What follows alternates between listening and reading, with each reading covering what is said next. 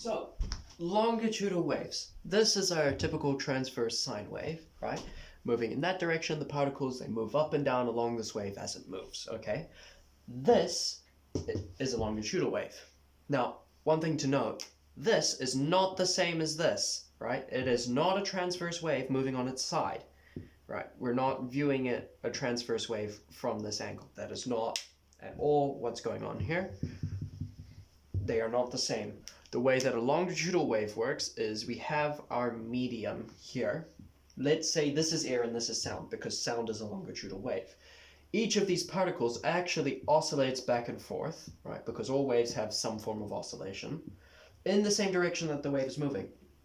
And so these black and white lines, they are the hills and crests, the troughs and crests of a transverse wave on its side. No, they're the compression and the rarefaction of particles. And in this case, our medium is air, so these are air particles. And so as these oscillate, some will get closer together and form these clumps. These are our compressions, so compressions.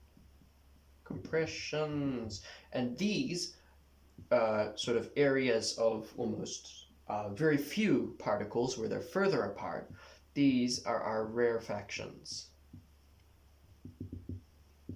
And that is what these black and white lines are representing. So if we actually took this and we sort of converted it in our heads into a sine wave or a transverse wave, so that's in this direction, that is our transverse wave that is representative but not the same as this longitudinal wave, then we'll see, okay, these are going to be, these whole things, these are our compressions. And these are our rarefactions.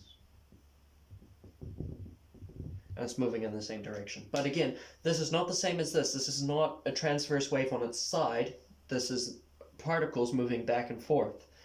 They're sort of squishing and then coming further apart, squishing and coming further apart. And that moves, those sort of squishes and further apart, they move in the direction of the wave. And sound works like this.